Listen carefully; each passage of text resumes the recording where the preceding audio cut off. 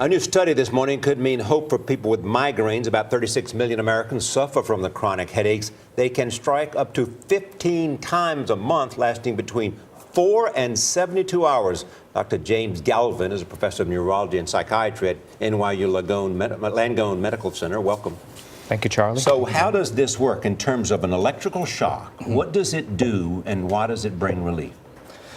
Well, it's a thin wire, and it's placed on the nerve, and it has a little power pack. And so what it does is it gives a little electrical pulse, which probably decreases the activity of the nerve, so less input, so less pain. How did they get the little wire into the brain? It's surgically inserted along the back of the head or over the eyebrow, and it's attached to a power pack which is implanted under the skin like a pacemaker. Do you think this is a breakthrough?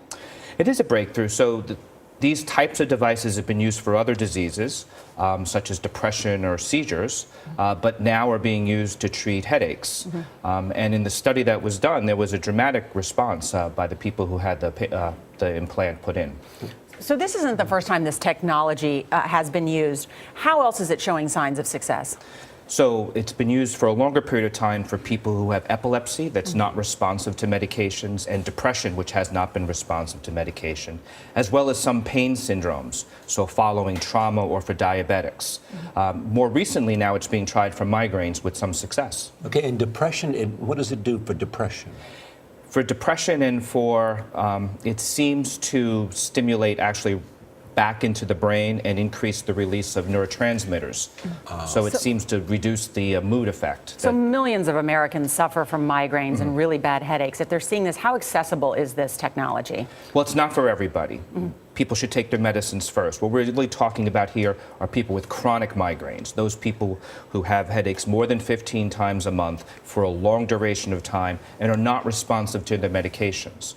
Looking out, go ahead. I was going to say, if you have a migraine sufferer and you want to ask your doctor about this, what should you ask for? What's it called that they can ask for and try and get this technology? It's called the peripheral nerve stimulator. Right.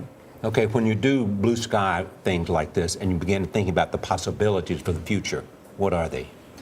Well, the possibility for the future for those people who are not responsive to medicines, we can potentially reduce the severity or intensity of migraines by about 70%.